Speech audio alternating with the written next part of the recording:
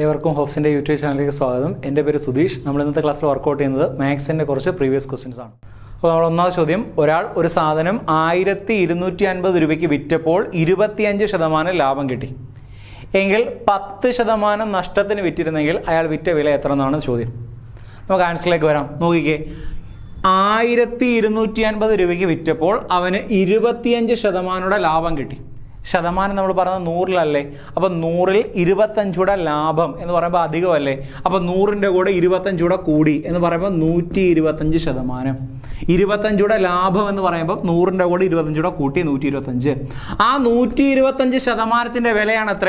1250. 1250 രൂപയ്ക്ക് വിറ്റപ്പം 25 ലാഭം എന്ന് പറയുമ്പോൾ 125%-ൻ്റെ വില 1250. നമ്മുടെ ചോദ്യം, എങ്കിൽ അവൻ 10% നഷ്ടത്തിൽ വിറ്റിരുന്നെങ്കിൽ വിറ്റുകളുടെ വില എത്രയാണ്? 10% നഷ്ടം, ശതമാനം 100-അല്ലേ പറയുന്നത്, 10 നഷ്ടം എന്ന് പറയുമ്പോൾ എത്ര ആയിരിക്കും? 100-ൽ നിന്ന് 10 കുറച്ച് 90. ആ 90% എത്ര നല്ലേ? 125%-ൻ്റെ വില 1250 എങ്കിൽ 90% എത്രയാണ്? ജസ്റ്റ് ഒന്ന് ക്രോസ് വെച്ചാൽ പോരെ. ക്രോസ് വെക്കുമ്പോൾ 2 എണ്ണം ഉള്ളത് മേളിൽ, 1 എണ്ണം ഉള്ളത് താഴെ. ക്രോസ് വെക്കുമ്പോൾ 2 എണ്ണം ഉള്ളത് മേളിൽ, 1 എണ്ണം ഉള്ളത് താഴെ. എടാ, ഇവനെ ഇങ്ങോട്ട് ക്രോസ് വെക്കുമ്പോൾ 2 എണ്ണം ഉണ്ടല്ലോ, അവനെ അങ്ങ് മേളിൽ എഴുതി 90 ഗുണം 1250. ഇവനെ ക്രോസ് വെക്കുമ്പം ഇല്ലല്ലോ ക്രോസ് വെക്കാൻ, അതുകൊണ്ട് അവനെ അങ്ങ് താഴെ എഴുതി ബൈ 125. കട്ട് ചെയ്ത് വെച്ചാൽ പോരെ. 125-നകത്ത് 125 ഒരു പ്രാവശ്യം. ഇവിടെ 1ഉം 0 ചേർന്ന് 10 ആയില്ലേ? 10 ഗുണം 90. 10 ഗുണം 90 എന്ന് പറയുമ്പോൾ എത്ര ആയി? 900. ക്വസ്റ്റ്യൻ്റെ ആൻസർ എത്ര ആയി? 900. അപ്പോൾ നമ്മുടെ രണ്ടാമത്തെ ചോദ്യം എന്തോ നോക്കിയേ, ഒരു സമപാർശ്വ ത്രികോണത്തിന്റെ തുല്യമല്ലാത്ത ഒരു കോൺ 80 ഡിഗ്രി ആയാൽ തുല്യമായ ഓരോ കോണും കണ്ടുപിടിക്കാനാണ് ചോദ്യം. നമുക്ക് ആൻസറിലേക്ക് വരാം. എന്തോ പറഞ്ഞിരിക്കുന്നത്? ഒരു സമപാർശ്വ ത്രികോണം, അതിന്റെ പ്രത്യേകം നോക്കിക്കോണേ, ഏതെങ്കിലും 2 വശങ്ങൾ തുല്യമായിരിക്കും. ആ തുല്യമായ വശങ്ങൾക്കെതിരെയുള്ള 2 കോണുകളും തുല്യമായിരിക്കും. ഇപ്പൊ ഇതും തുല്യമാണെങ്കിൽ ഇതിനെതിരെയുള്ള ഈ കോണും ഇതിനെതിരെയുള്ള ഈ കോണും എന്തുമായിരിക്കും? തുല്യമായിരിക്കും. ഒരു ത്രികോണത്തിന്റെ ഏതെങ്കിലും 2 വശങ്ങളും ആ വശങ്ങൾക്കെതിരെയുള്ള 2 കോണുകളും തുല്യമാണെങ്കിൽ അവന്മാരെ വിളിക്കുന്ന പേരാണ് എന്ത്? സമപാർശ്വ ത്രികോണം. ഇംഗ്ലീഷിൽ ഐസോസ്ലസ് ട്രയാങ്കിൾ എന്ന് പറയാം. ISOSCLES. ഇവിടെ നോക്കിയേ, തുല്യമല്ലാത്ത ഒരു കോൺ നമുക്ക് 80 ഡിഗ്രി തന്നു. അപ്പൊ മൂന്നാമത്തെ കോൺ തുല്യമല്ലാത്തതിനെ ഞാൻ 80 എന്ന് കൊടുത്തു.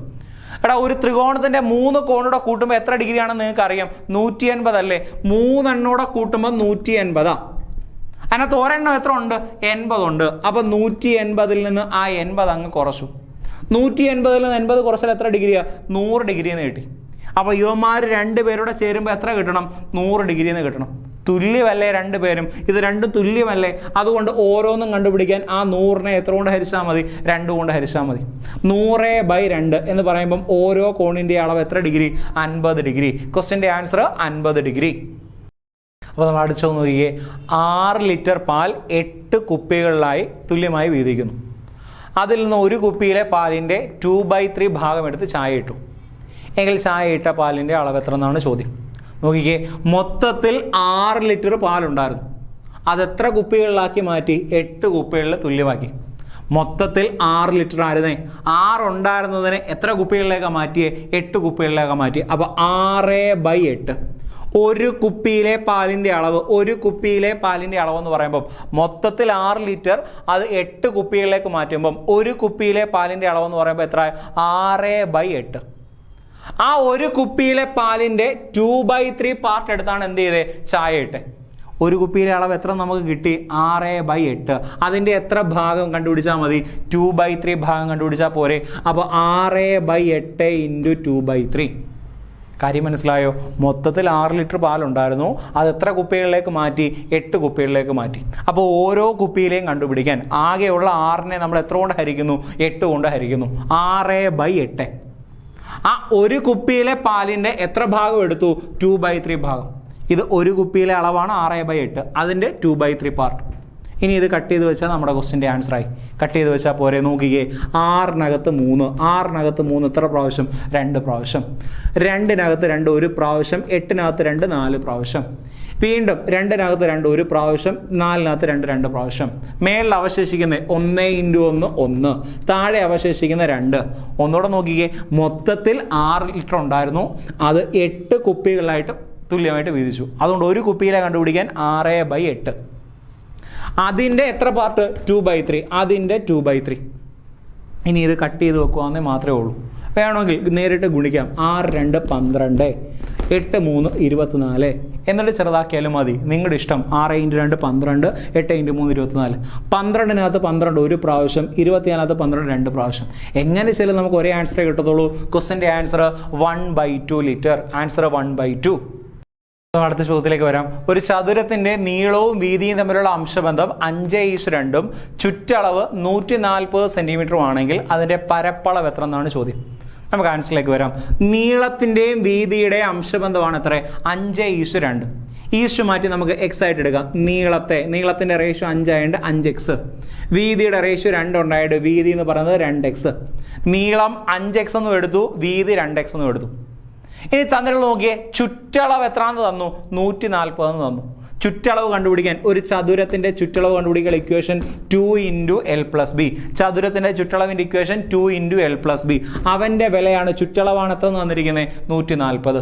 ഇനി നീളത്തിന്റെ വീതിയുടെ സ്ഥാനത്തോട്ട് ആ വില ഞങ്ങൾ കൊടുത്താൽ പോരെ? ഈ ഗുണിക്കുന്ന രണ്ടിനെ അങ്ങ് അപ്പുറം കൊണ്ടുവന്നാൽ ഹരിക്കാനാവത്തില്ലേ? വേണ്ട, ഇത് അതേപോലെ ഇടാം. 2 അതേപോലെ ഇട്ടു.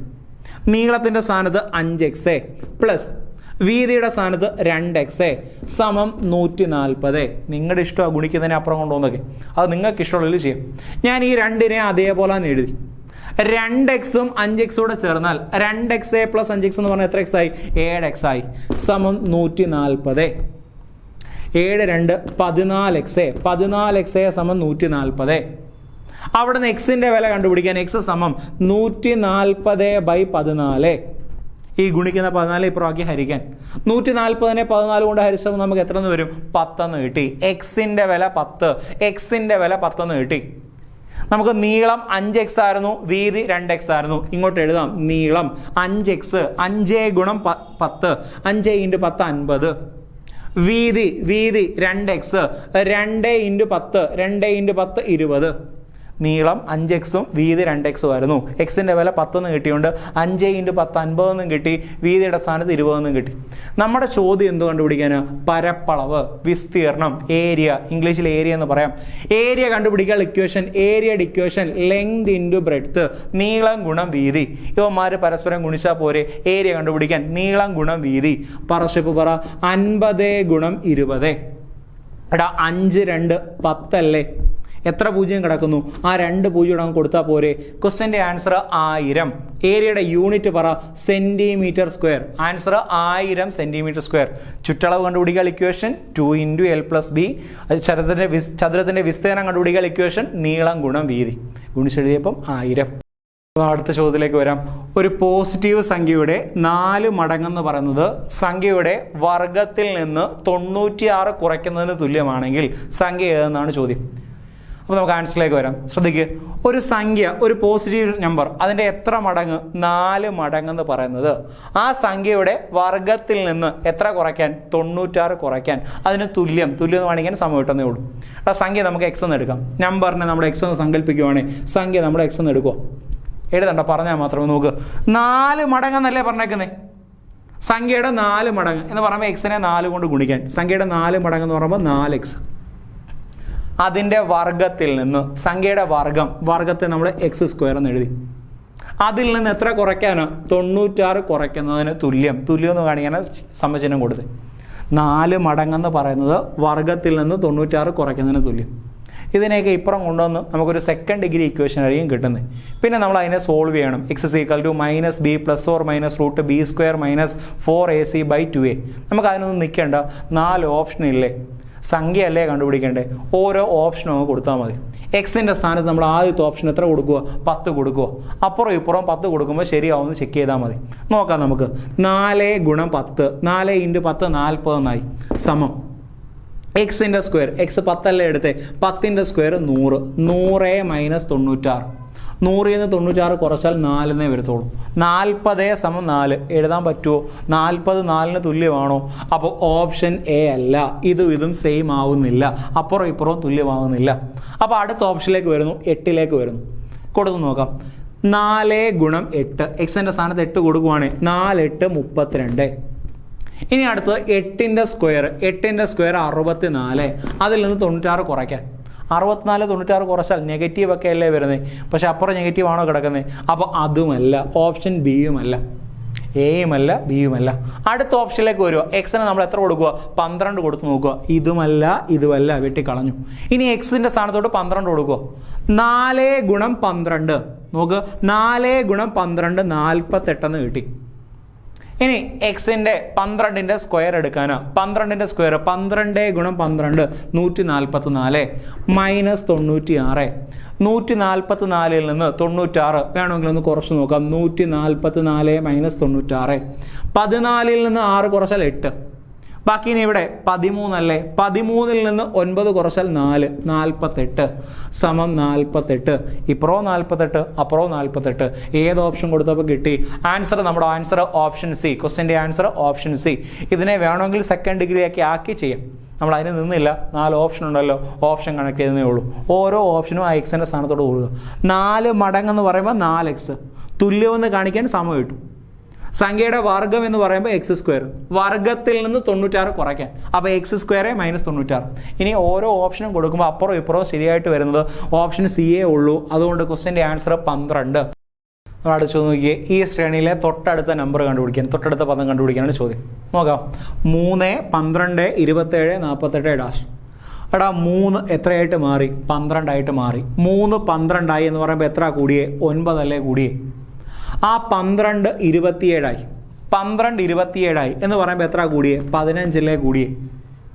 അടുത്തത് ആ 27 48 ആയി. 27 48 ആവുമെന്ന് പറയുമ്പോൾ എത്ര കൂടിയേ? 21 കൂടിയേ. ആ കൂടിയതിന് എന്തെങ്കിലും പ്രത്യേകം ഉണ്ടോ നോക്കിയേ. ഇവിടെ 9 15 ആയി. 9 15 ആയി എന്ന് പറയുമ്പോൾ 6 കൂടി. ആ 15 21 ആയി എന്ന് പറയുമ്പോൾ വീണ്ടും 6 കൂടി. അപ്പൊ 21ന്റെ കൂടെ 6 കൂട്ടിയതല്ലേ അടുത്ത് എഴുതണ്ടേ? 21ന്റെ കൂടെ 6 കൂട്ടിയാൽ 27 അല്ലേ ഇവിടെ വരണ്ടേ? ഇവിടെ വരേണ്ടതാണ് 27. ഇനി ഈ 48ന്റെ കൂടെ നമ്മൾ എത്ര കൂട്ടി എഴുതണം? ഈ 27 കൂട്ടണം. ഒന്നുകൂടെ നോക്കിക്കേ. 3 12 ആയി 9 കൂടി. 12 27 ആയി 15 കൂടി. ആ 27 48 ആയി 21 കൂടി. ഇവിടെ 9 15 ആവുന്ന പറഞ്ഞാൽ പ്ലസ് 6, 15 21 ആവുന്ന പറഞ്ഞാൽ പ്ലസ് 6. ഇനി ആ 21ന്റെ കൂടെ അതേ 6 തന്നെ കൂട്ടി 27. ഇനി ഈ 48ന്റെ കൂടെ 27 കൂട്ടുന്നു. അത്രേ ചെയ്തോളൂ. 48 പ്ലസ് 27 ആൻസർ 75. ക്വസ്റ്റ്യൻ്റെ ആൻസർ 75. അപ്പോൾ അടുത്ത ചോദ്യം, ഒരു ക്ലോക്കിലെ സമയം 3:20 ആയാൽ മിനിറ്റ് സൂചിക്കും മണിക്കൂർ സൂചിക്കും ഇടയിലുള്ള കോണളവ് കണ്ടുപിടിക്കാൻ. ആ കോണളവ് കണ്ടുപിടിക്കാൻ നമുക്കൊരു ഇക്വേഷൻ അറിയാൻ. നോക്കിക്കേ. 30h minus 11/2m. മിനിറ്റ് സൂചിക്കും മണിക്കൂർ സൂചിക്കും ഇടയിലുള്ള കോണളവാണ് ചോദിക്കുന്നതെങ്കിൽ ഇക്വേഷൻ ആണ് ഇതാ. 30h minus 11/2m. h എന്ന് പറഞ്ഞാൽ തരുന്ന മണിക്കൂർ, m എന്ന് പറഞ്ഞാൽ തരുന്ന മിനിറ്റ്. ആ വാല്യൂസ് അങ്ങോട്ട് കൊടുത്താൽ മതി. hന്റെ സ്ഥാനത്ത് എത്ര മണിക്കൂറാ? 3 മണിക്കൂറല്ലേ? അപ്പോൾ 30 ഗുണം 3 മൈനസ് 11/2 ഇൻറ്റു എമ്മിൻ്റെ സ്ഥാനത്ത് എത്ര മിനിറ്റാ? 20 മിനിറ്റ് അല്ലേ? 20. ഇനി കട്ട് ചെയ്യാനുള്ളത് കട്ട് ചെയ്യുക, കണക്ട് ചെയ്യുക, ആൻസറിലേക്ക് വരിക. 30 × 3 90 എന്ന് കിട്ടി. മൈനസ് ഈ 20ഉം രണ്ടും കൂടെ കട്ട് ചെയ്യാം. 20ന്റെ പകുതി 10 എന്ന് കിട്ടി. 11നെ 10 കൊണ്ട് ഗുണിക്കാൻ 11 × 10 110. 90ൽ നിന്ന് 110 കുറച്ച് എഴുതാൻ 90 മൈനസ് 110. നെഗറ്റീവ് ഒന്നും ഇടണ്ട, ചിഹ്നം ഒന്നും കൊടുക്കണ്ട, സംഖ്യ മാത്രം അങ്ങ് എഴുതിയാൽ മതി. 110ൽ നിന്ന് 90 കുറച്ചു, വലുതിൽ നിന്ന് ചെറുതായി കുറച്ചാൽ മതി. 20 ഡിഗ്രി. ക്വസ്റ്റ്യൻ്റെ answer 20 degree.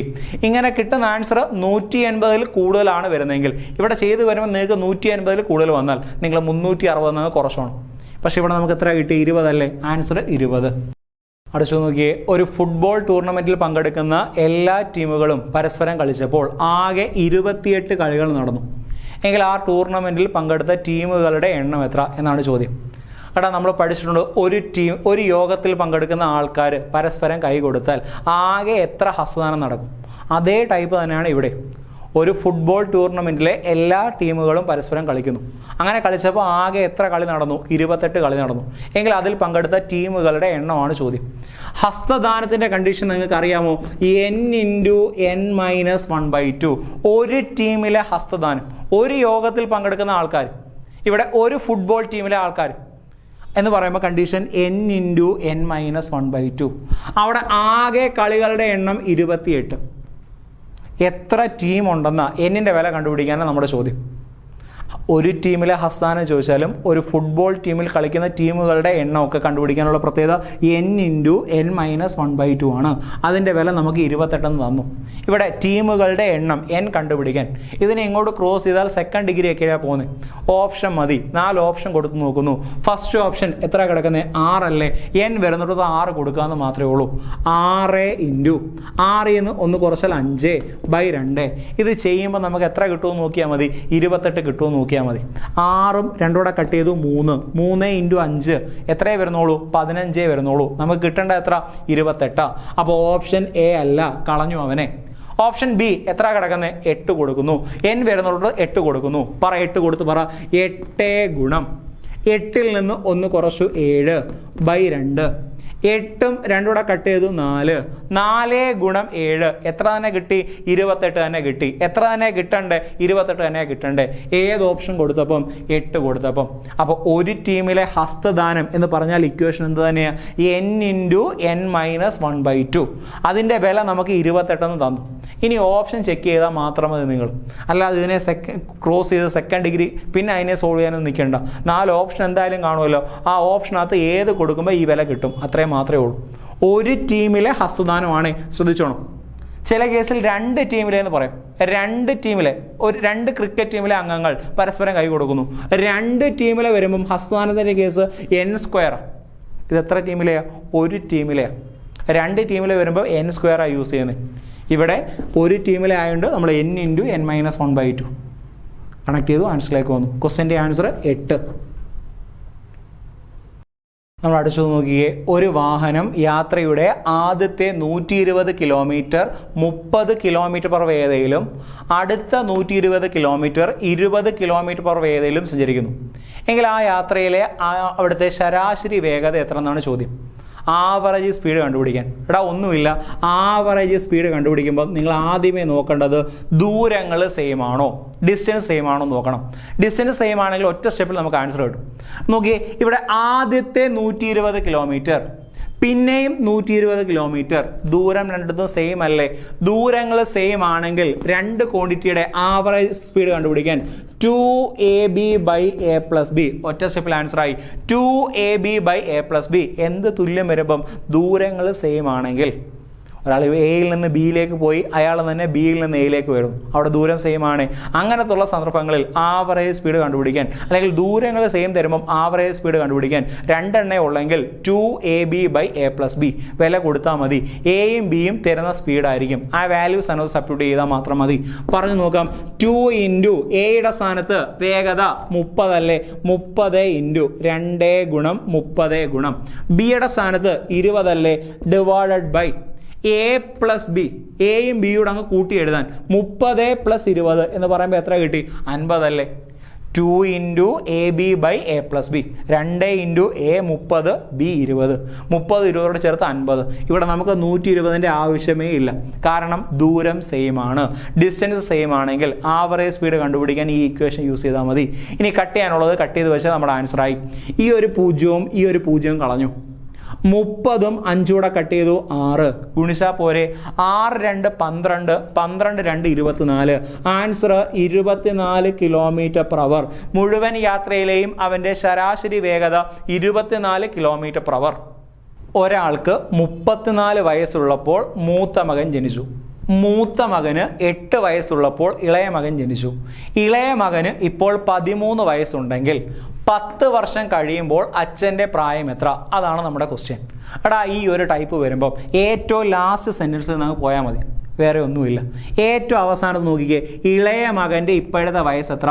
13. ഇളയ മകൻ്റെ ഇപ്പോഴത്തെ വയസ്സ് 13. ആ 13ന്റെ കൂടെ 8 വയസ്സൂടെ കൂട്ടിയാൽ ആരുടെ വയസ്സ് കിട്ടും? മൂത്ത മകൻ്റെ വയസ്സ് കിട്ടും. ആ കിട്ടുന്നതിൻ്റെ കൂടെ ആ 34 കൂട്ടിയാൽ ആരുടെ വയസ്സ് കിട്ടും? അവരുടെ അച്ഛൻ്റെ വയസ്സ് കിട്ടും.